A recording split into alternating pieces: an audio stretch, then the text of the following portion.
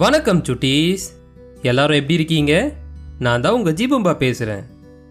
இன்னைக்கு நான் உங்களுக்கு ஒரு ரொம்ப நல்ல கதையை சொல்ல போறேன். அந்த கதை பேர் என்னன்னா ஒற்றுமையே பலம். இப்போ நம்ம கதை கேட்க போலாமா? ஒரு ஊர்ல ஒரு வயசான தாத்தா இருந்தாரு. அவருக்கு 3 மகன்கள் இருந்தாங்க. அவங்களுக்குள்ள எப்பவுமே சண்டை தான்.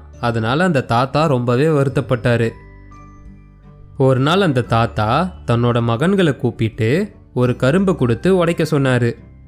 அவரோட 3 மகன்களும் அந்த கரும்பை சுலபமாக உடைச்சிட்டாங்க. அதுக்கப்புறமா அந்த தாத்தா அந்த கரும்பு எல்லாத்தையும் மொத்தமாக ஒரு கட்டாக கட்டி உடைக்க சொன்னார்.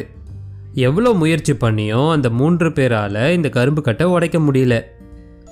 அப்போ தான் அந்த தாத்தா சொன்னார், நீங்கள் எவ்வளோ பலவீனமாக இருந்தாலும் ஒத்துமையாக இருந்தீங்கன்னா உங்களை யாராலும் ஜெயிக்க முடியாதுன்னு சொன்னார்.